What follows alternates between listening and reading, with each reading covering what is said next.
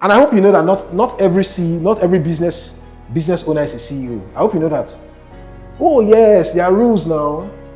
There are a couple of habits that you should develop before you can be called a CEO. I mean, you are not time conscious and you think you're a great CEO. Every day you set meetings for 9 o'clock, you show up at 10:45. There's some principles that you have to learn. And one of them is punctuality. Another major principle you need to learn is communication. And I like to call it effective communication. And here's what Sigmund Freud had to say. He says, it takes 5 years to learn effective communication.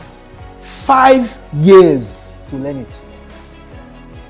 So a lot of times you are talking in your organization, you are the only person who understands, but everybody's hearing you. And they are nodding their heads to say, okay.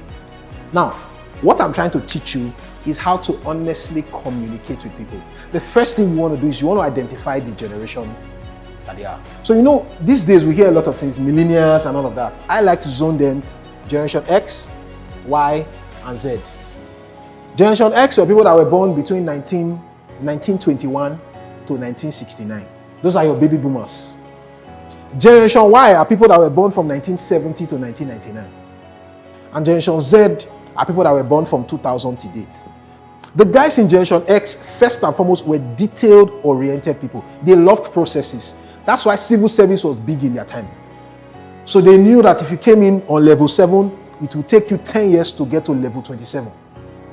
They waited, they were patient. They were not bloody risk takers. So if you have these guys in your organization, you must learn their traits so that you know how to manage them. You can't have a Generation X guy and you're treating him like Generation Z. And that's why for some of you who work in structured environments, your board chairman still does not understand why they are doing remote work. You need to clearly understand how to communicate with Generation X. Now, let me talk about Generation Y. Now, these guys are risk takers. We are not process driven. We are more profitable people. We like money doubling. These guys, they are very, very, they are risk takers. They can demo the consequences. Not critically, totally risk takers. I think Generation Z guys are better when it comes to risk. Those guys have no, what do you call them, Gen Z. I think they're just pros and cons in working with Gen Zs. They are unique in their own way, just as everybody is here. But you have to do a lot of explanation when working with a Gen Z.